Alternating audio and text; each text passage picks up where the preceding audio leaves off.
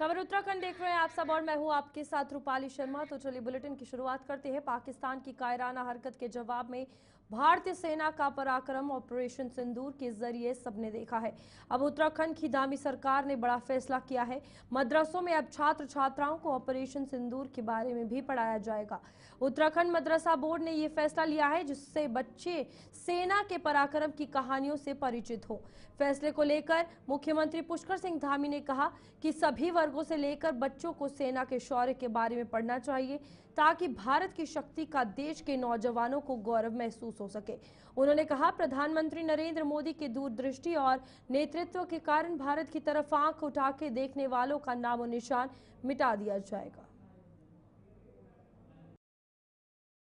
नहीं, वो सभी को पढ़ाया जाना चाहिए क्योंकि ये हमारे सेनाओं का अभूतपूर्व शौर्य, पराक्रम, साहस ऐतिहासिक है। और हमारे प्रधानमंत्री जी का नेतृत्व, जिन्होंने दूरदृष्टि और सटीक रणनीति के तहत ऑपरेशन सिंदूर जिस प्रकार से संचालित हुआ, उसने भारत की नई शक्ति का परिचय पूरी दुनिया को दिया है कि अब कोई भारत की ओर आंख उठाकर देखेगा तो उसका नामो निशान मिटा दिया जाएगा।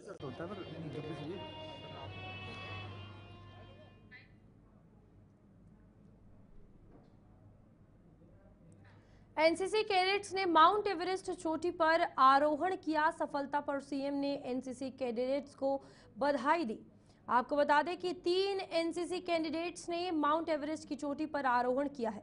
इस सफलता पर मुख्यमंत्री ने इन सभी को बधाई दी है।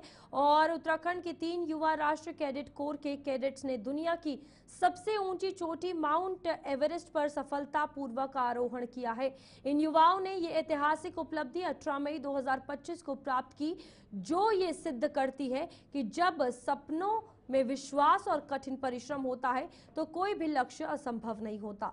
इन युवाओं ने की दृढ़ता और साथ ही साथ अनगिनत चुनौतियों को पार करने की अद्भुत मिसाल इन्होंने पेश की है।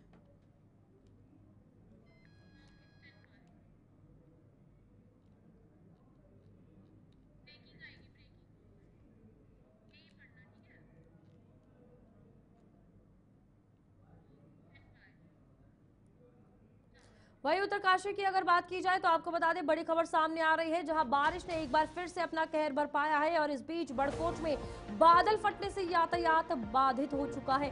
सड़क के दोनों ओर सैकड़ों वाहन फंसे हैं। किसी तरह के नुकसान की खबर नहीं निकली है। फिलहाल इस वक्त बड़ी खबर आपको बता दें, जहां पर बादल फटने का हादसा पेश आया है और सड़क के दोनों ओर कई वाहन फंसे हुए हैं। आना जाना जो है वो पूरे तरीके से बंद हो चुका है क्योंकि बादल फटने के बाद उत्तरकाशी में बारिश का कहर देखने को मिला है।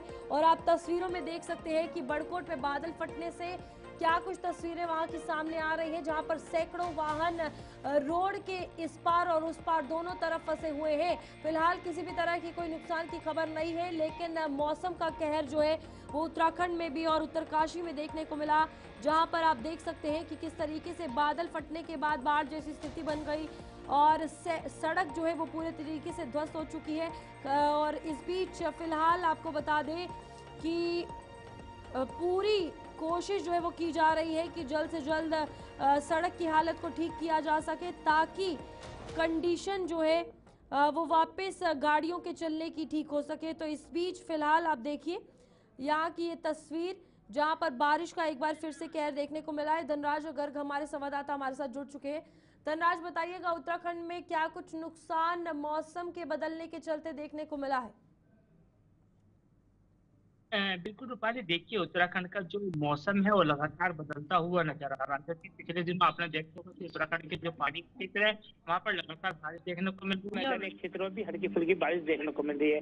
और वहीं देखिएगा कि बारिश के कारण कहीं ना कहीं जो कहर उत्तराखंड के अंदर बरसता हुआ नजर आ रहा है। क्योंकि आपने देखा होगा तस्वीरों में कि किस तरीके से उत्तरकाशी के अंदर बादल फटा और बादल फटने के बाद जो मलबा है वो सड़कों पर आ गया। और सड़कों पर मलबा आने के कारण कहीं ना कहीं जो दोनों ओर वाहनों की कतार है वो लंबी लंबी कतारें लगी और जिसके चलते यात्रियों को काफी परेशानी का सामना उठाना पड़ा।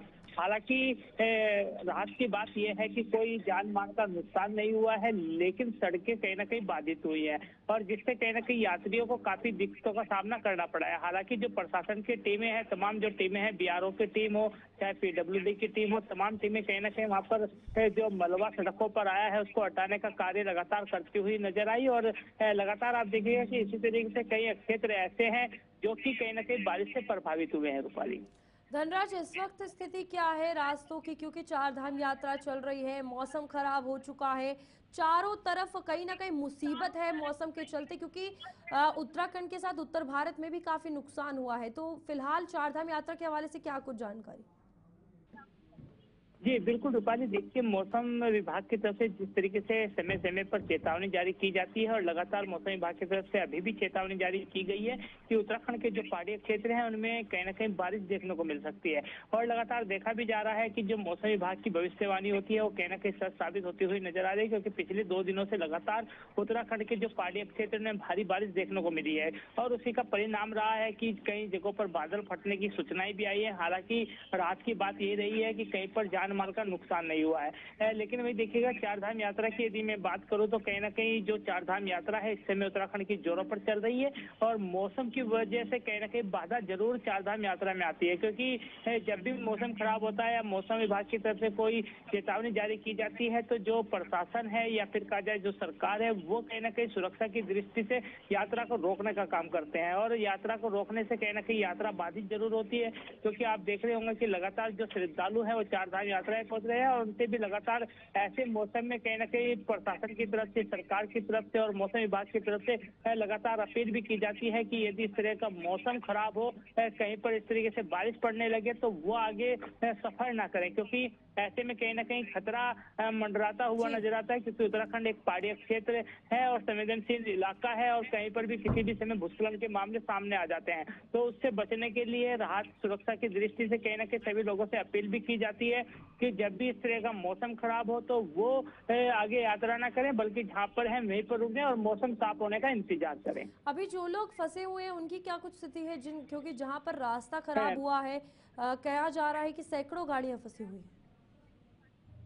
बिल्कुल रूपाली, देखिए अभी यदि मैं बात करूं उत्तर काशी की, क्योंकि उत्तर काशी में जिस तरीके से बादल फटा है और बादल फटने के बाद आपने तस्वीरों में देखा होगा कि जो मलबा है या फिर जो पानी है वो सड़कों पर किस तरीके से बहता हुआ नजर आया और जिसके कारण कहीं ना कहीं जो यात्री हैं वो उसके दोनों ओर फंसे हैं। लेकिन जो प्रशासन की टीम है वो लगातार वहाँ पर काम कर रही है, बीआरओ की टीम वहाँ पर लगातार काम कर रही है और धीरे धीरे जो लोग वहाँ पर फंसे हैं उनको निकालने का काम लगातार किया जा रहा है और माना जा रहा है कि आज शाम तक कहीं ना कहीं सभी गाड़ियों को वहां से निकाल दिया जाएगा, क्योंकि इतना मलबा नहीं है। हालांकि मौसम कहीं ना कहीं बाधा जरूर बनता है, क्योंकि जब इस तरह का रेस्क्यू अभियान कहीं ना कहीं प्रशासन की टीम के द्वारा चलाया जाता है तो कहीं ना कहीं मौसम उसमें बाधा जरूर बन रहा है, लेकिन उसके बावजूद भी जो टीमें हैं वो लगातार वहां पर जमी हुई हैं और लगातार काम कर रही हैं।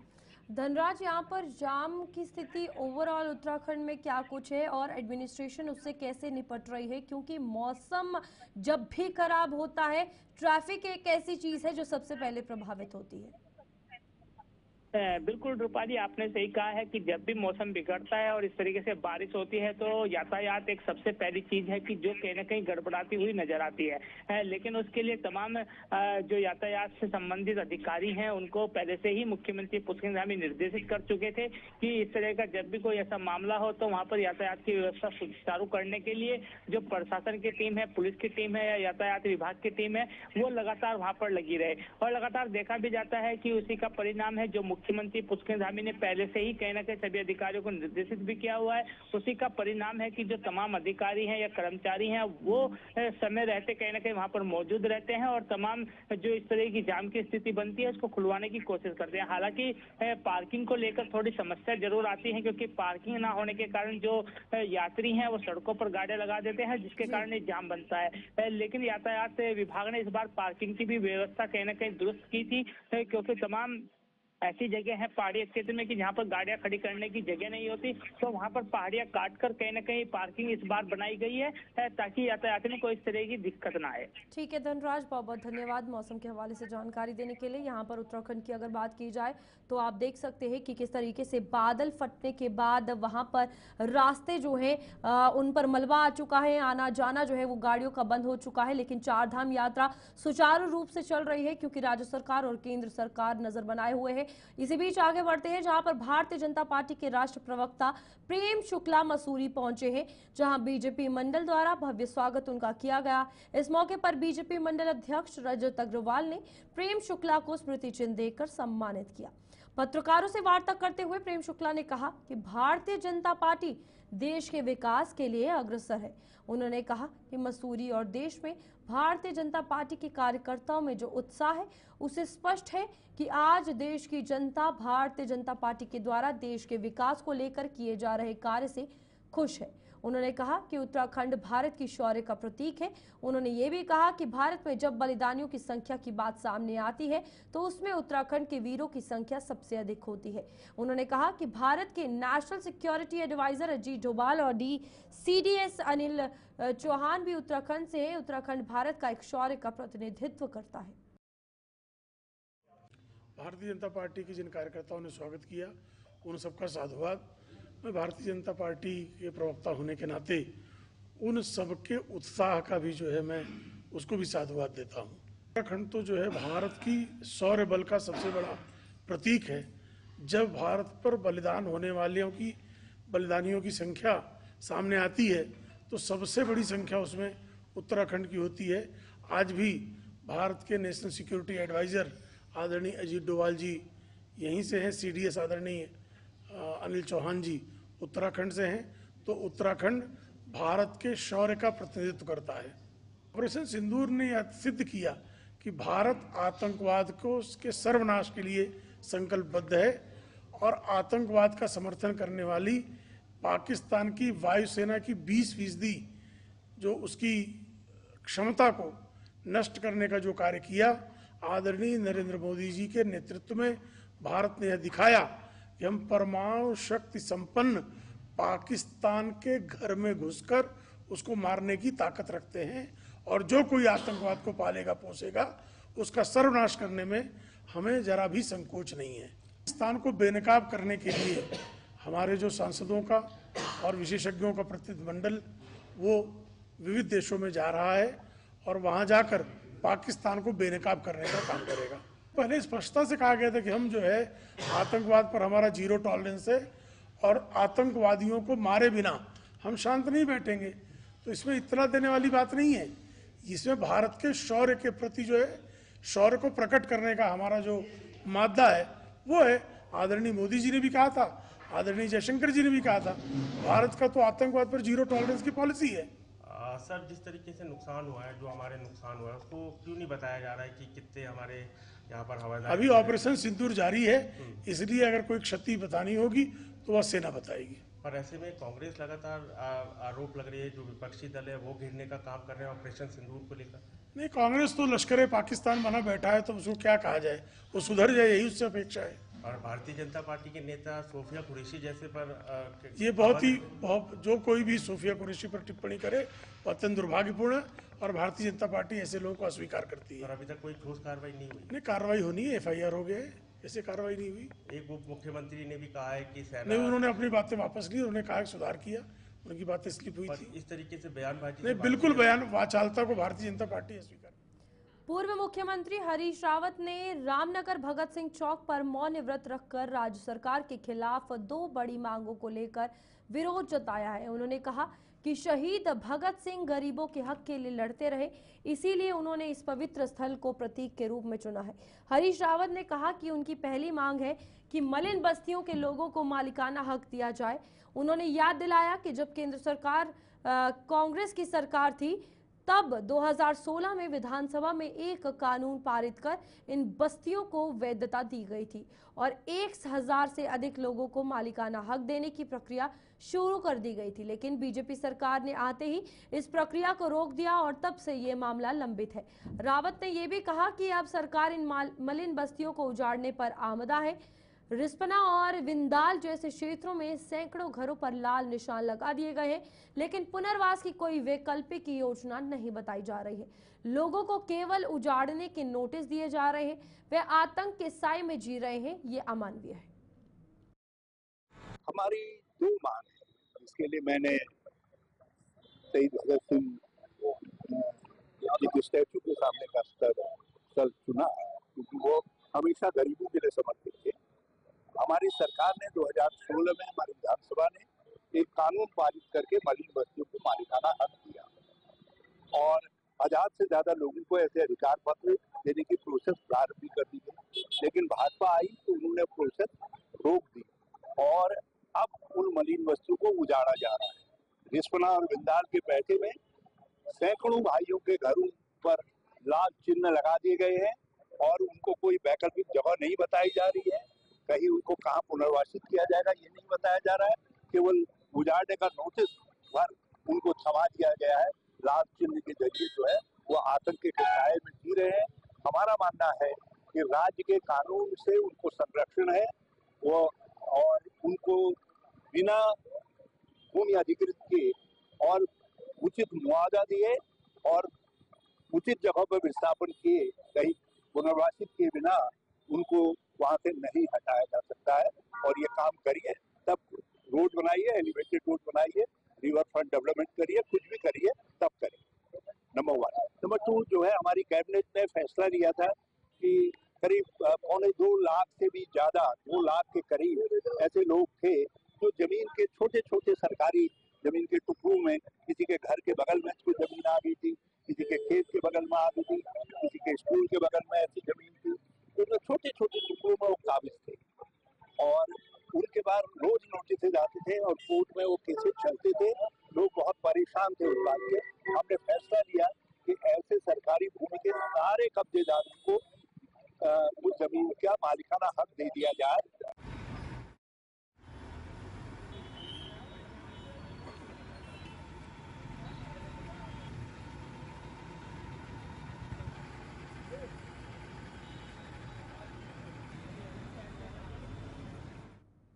सितारगंज की महिलाओं ने बंधन बैंक के कर्मचारियों पर धोखाधड़ी का आरोप लगाया है और कुछ महिलाओं ने एकत्रित होकर कोतवाली में एक तहरीर दी जिसमें उन्होंने बंधन बैंक के कर्मचारियों पर धोखाधड़ी का आरोप लगाया।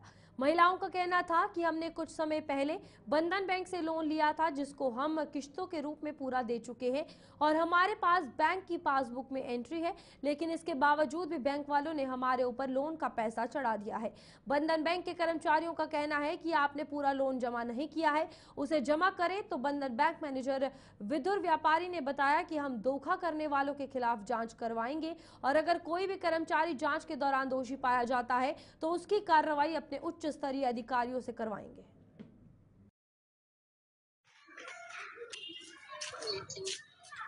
बंधन बैंक से लोन लिया था तो बंधन बैंक में हमने अपने किताब के हिसाब से पूरा फाइनल कर दिया, मगर जो कर्मचारी हमारे यहाँ लेने आता था तो उनने हमारा फाइनल नहीं करा और जब हम बंधन बैंक में गए तो उन लोगों ने कही कि तुम्हारा फाइनल है, अभी हो जाएगा ऐसे लालच देते रहे। 1 साल से हमें कहते रहे और जब हमने अब दूसरा स्टाफ नया आया तो उनने हमारे ऊपर लोन निकाला और हमने पहले फाइनल कर दिया था पूरा।